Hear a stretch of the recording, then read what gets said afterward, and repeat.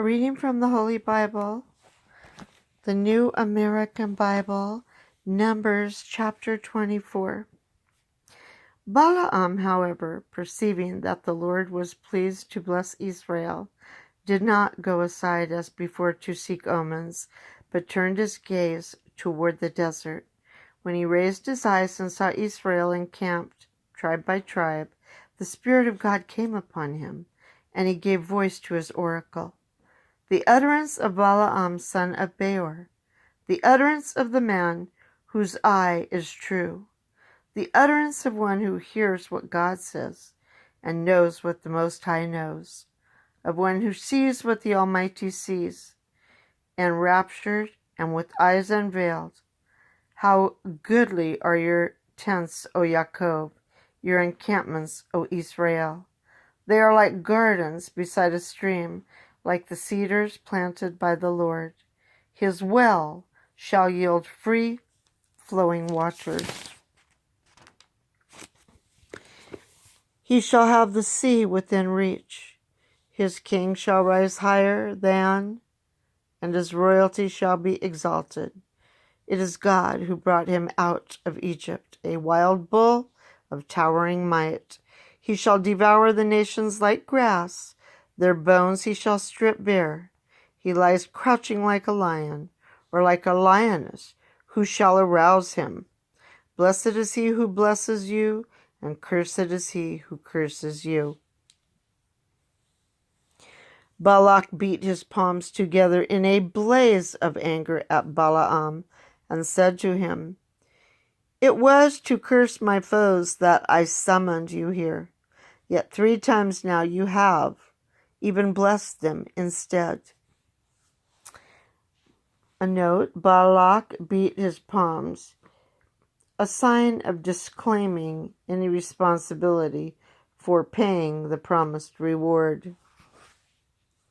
Verse 11. Be off at once then to your home. I promised to reward you richly, but the Lord has withheld the reward from you.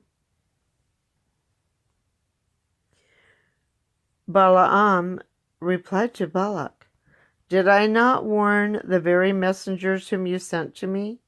Even if Balak gave me his house full of silver and gold, I could not of my own accord do anything, good or evil, contrary to the command of the Lord. Whatever the Lord says, I must repeat." The 4th oracle. But now that I am about to go to my own people, let me first warn you what this people will do to your people in the days to come. Then Balaam gave voice to his oracle. The utterance of Balaam son of Beor, the utterance of the man whose eye is true, the utterance of one who hears what God says and knows what the Most High knows, of one who sees what the Almighty sees, enraptured and with eyes unveiled. I see him, though not now. I behold him, though not near. A star shall advance from Jacob, and a staff shall rise from Israel, that shall smite the brows of Moab, and the skulls of all the Shuthites, till Edom is dispossessed, and no fugitive is left in Seir. Israel shall do valiantly, and Jacob shall overcome his foes. A note about a star, a staff. Many of the fathers have understood this as a messianic prophecy, although it is not referred to anywhere in the New Testament. In this sense, the star is Christ himself, just as he is the staff from Israel.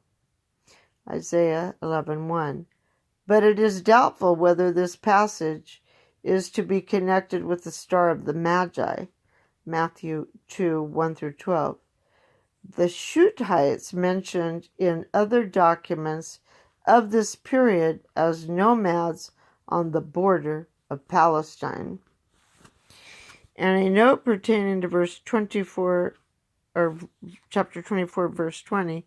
First, literally, the beginning, Amalek, was an aboriginal people in Palestine, and therefore considered as of great antiquity.